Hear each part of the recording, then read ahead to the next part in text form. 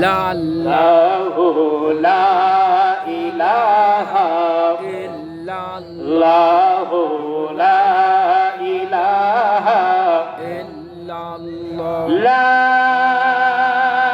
ইলাহা ইল্লাল্লাহু মুহাম্মাদুর রাসূলুল্লাহ সাল্লাল্লাহু আলাইহি ওয়াসাল্লাম আশহাদু আল্লা ইলাহা ইল্লাল্লাহু ওয়াহদাহু লা শারীকা লাহু ওয়া আশহাদু আন্না সাইয়্যিদানা মুহাম্মাদান আবদুহু ওয়া রাসূলুহু। সকলে পড়ি আলহামদুলিল্লাহ। আর উচ্চ আওয়াজে পড়ি আলহামদুলিল্লাহ। কোরআন হাদিসে আল্লাহর ওলিদের কথা আছে কি না? নাই। আছে। জবান খুলে বলি আছে না নাই? আছে। তার মানে বুঝতে হবে কোরআনে যেহেতু আল্লাহর ওলিদের কথা এসেছে, হাদিসে পাকের মধ্যে যেহেতু আল্লাহর ওলিদের কথা এসেছে, তাহলে আল্লাহর ওলি কোনো সাধারণ বিষয় না। সেই আল্লাহর ওলি যুগের মহান সাধক যিনি ছিলেন, যিনি শরিয়ত, তরিকত, হাকিকত, মারিফত সর্বদিক থেকে সম্পূর্ণ একেবারে বিন্দু পরিমাণ ত্রুটি বিচ্যুতি থেকে আল্লাহ ওলি, আল্লাহ পাক তাকে হেফাজত রেখেছিলেন। বলি না সুবহানাল্লাহ। এই ধরনের শরীয়তপন্থী, তরিকতপন্থী, মারিফতপন্থী যার মধ্যে এমন নয় যে একটা পাবেন আরেকটা পাবেন না, উভয়টাই ছিল। আল্লামা জালালউদ্দিন রুমি রাহমাতুল্লাহি আলাইহি বলেন, যে ব্যক্তি শরীয়তকে অস্বীকার করবে সেই ব্যক্তি নির্দ্বিধায় সে কাফের হয়ে যাবে। বলি না আল্লাহু আকবার। আল্লাহু আকবার। আর যে ব্যক্তি শরীয়ত মানল কিন্তু মারিফত বিশ্বাস করলো না, সেই ব্যক্তিও ফাসিক হয়ে যাবে। বলি না আল্লাহু আকবার।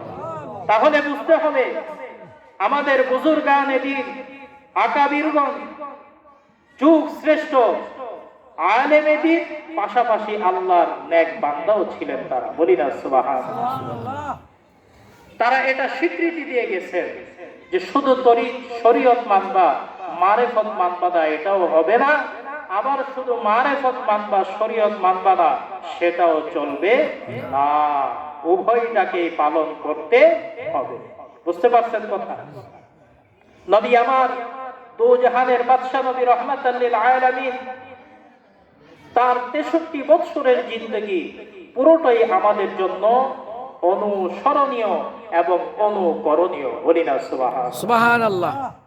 অনেকে আমাদেরকে বলে থাকে, ইউটিউব ফেসবুকের মধ্যে ভাইরাল হয়েছে যে আল্লাহর নবী হুজুর আকরাম সাল্লাল্লাহু আলাইহি ওয়াসাল্লামের দুনিয়ায় আগমন থেকে শুরু করে 40 বছর পর্যন্ত, অর্থাৎ নবুয়ত প্রকাশের আগ পর্যন্ত এই জীবনটা আমাদের জন্য করণীয় না। বলেন না নাউজুবিল্লাহ। আরো জোরে বলেন নাউজুবিল্লাহ। নাউজুবিল্লাহ। আল্লাহর নবী হুজুর আকরাম সাল্লাল্লাহু আলাইহি ওয়াসাল্লাম তিনার শুভাগমন বলেন, জন্মদিন বলেন, যেটাই যেভাবে যে নিয়ে থাকেন না কেন, আমরা আহলে সুন্নাত ওয়াল জামাতের আকীদাভুক্ত যারা রয়েছি, আল্লাহর ওলিদেরকে যারা ভালোবাসি, আমরা বিশ্বাস করি আল্লাহ পাক তার প্রিয় হাবিবকে সৃষ্টির শুরুতেই সৃষ্টি করেছেন। বলি না আলহামদুলিল্লাহ। আলহামদুলিল্লাহ। ঠিক। কিন্তু পাঠিয়েছেন সমস্ত নবী রাসূলগণের শেষে। তাই বলে যে নবী সবার পরে এসেছে, সবার শেষে সৃষ্টি হয়েছে, বিষয়টা এমন না। মেরাজের রজনীতে এই যে আমাদের আরবি চাঁদের এই মাসটা হচ্ছে মাহে শাবানের মাস। কিসের মাস? শাবান মাস। এর পূর্বেই আমাদের থেকে গত হয়ে গেল মাহে রজব মাস। কথা বলেন ঠিক কিনা? এই রজব মাসে 27তম দিবাগত রাত, এই রাতের বেলায় আল্লাহ পাক তার প্রিয় হাবিব হুজুর আকরাম সাল্লাল্লাহু আলাইহি ওয়াসাল্লাম, আমাদের দয়াল নবী, মায়ার নবী, রাহমাতাল লিল আলামিন নবীকে তার দিদারের জন্য ঊর্ধ্ব গমনে নিয়ে গেলেন। বলেন না সুবহানাল্লাহ। সেই রাত্রিবেলা আল্লাহ পাক এটা প্রমাণ করে দিয়েছেন। নবী আমার বাইতুল হারাম থেকে বাইতুল মুকাদ্দাসের দিকে যখন রওনা হলেন, অসংখ্য তাফসীরের কিতাবে সূরা বনী ইসরাঈলের প্রথম আয়াত, যেখানের মধ্যে আল্লাহ মেরাজের ঘটনা সংক্ষিপ্ত বর্ণনা করেছেন এইভাবে, বিসমিল্লাহির রহমানির রহিম, সুবহানাল্লাযী আসরা বিআবদিহি লাইলাম মিনাল মাসজিদিল হারাম ইলাল মাসজিদিল আকসাল্লাযী বারাকনা হাওলাহু লিনুরিয়াহু মিন আয়াতিনা ইন্নাহু হুয়াস সামিউল বাসীর। আমার দয়ালু আল্লাহ রব্বুল আলামিন কোরআনে পাকের মধ্যে যখন আয়াত কারীমা নাযিল হলো, বন্ধুরা রে আমার, পৃথিবীর বিখ্যাত বিখ্যাত তাফসীরের মধ্যে, এমনকি তাফসীরে জালালাইন শরীফের মধ্যে পর্যন্ত এই আয়াতের তাফসীর যখন আমি আপনি পড়ব, এই তাফসীরের মধ্যে উলামায়ে কিরামগণ তাফসীর করেছেন। আল্লামা জালালউদ্দিন সুয়ুতী রাহমাতুল্লাহ আলাইহি সহ, আল্লামা ইবনে কাসীর রাহমাতুল্লাহ আলাইহি সহ অসংখ্য তাফসীর মুফাসসিরগণ এই আয়াতের তাফসীরের মধ্যে এই পবিত্র মেরাজের রজনীর ঘটনাগুলো তিনারা লিপিবদ্ধ করেছে।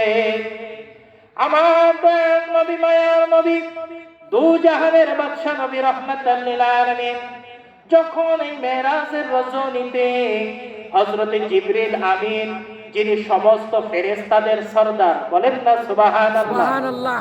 কোন নরমালি কোন ফেরেশতাকে আল্লাহ পাঠান নাই, সমস্ত ফেরেশতাদের সরদার যিনি, সেই জিবরিল আমিনকে পাঠিয়ে দিলেন, যাও যাও যাও আমার প্রিয় হাবিবকে আমার দিদারের জন্য নিয়ে আসো। ওনার কদমে গিয়ে আমি আল্লাহ রাব্বুল আলামিনের সালাম পেশ করো আর জানিয়ে দাও আমি আল্লাহ রাব্বুল আলামিন তার দিদারের অধীর অপেক্ষায় রয়েছি। বলি না সুবহানাল্লাহ। বন্ধুরা রে আমার, যেটা বলতে চাচ্ছি, নবী আমার মেরাজের রজনীতে বুরাকের উপরে সওয়ার হয়ে বাইতুল হারাম থেকে বাইতুল মুকাদ্দাসের দিকে যখন রওনা হলেন, প্রতি মধ্যে তিনটা দল। কয়টা দল? আওয়াজ দিয়ে বলি, কয়টা দল? আলোচনা বুঝতেছেন তো আপনারা? তিনটা দল। আল্লাহর নবী হুজুর আকরাম সাল্লাল্লাহু আলাইহি ওয়াসাল্লাম যখন বাইতুল হারাম থেকে বাইতুল আকসার দিকে রওনা করলেন, এই বাইতুল আকসার মধ্যে যাওয়ার প্রতি মধ্যে তিনটা গ্রুপ নবী আমার দু জাহানের বাদশা নবীকে স্বাগতম জানানোর জন্য, মারহাবা জানানোর জন্য, নবীকে সালাম জানানোর জন্য তিনটা গ্রুপ দাঁড়িয়ে রয়েছে। আমার নবী বাইতুল আকসার দিকে বাইতুল মুকাদ্দাসের দিকে রওনা হলেন, প্রতিমধ্যে তিনি তাকায় দেখতেছেন রাস্তার দুই পাশে কিছু লোক তারা দাঁড়িয়ে আছে। নবী আমার যখন তাদের সামনে দিয়ে যাচ্ছে, তারা আল্লাহর নবী হুজুর আকরাম সাল্লাল্লাহু আলাইহি সাল্লামকে সালাম জানাইলেন। শুধু সালামই জানাইলেন না, তিনারা বলতেছে আসসালামু আলাইকুম ইয়া আউয়াল, আসসালামু আলাইকা ইয়া আখির। বলি না সুবহানাল্লাহ। অর্থাৎ হে প্রথম আপনার প্রতি সালাম, হে শেষ আপনার প্রতিও সালাম। বলেন না সুবহানাল্লাহ। বন্ধুরা রে আমার, মজার ঘটনা, লম্বা সময় আমি পাবো না, অল্পের মধ্যে আমি সংক্ষিপ্ত আকারে আপনাদের সামনে এটা উপস্থাপন করার চেষ্টা করতেছি।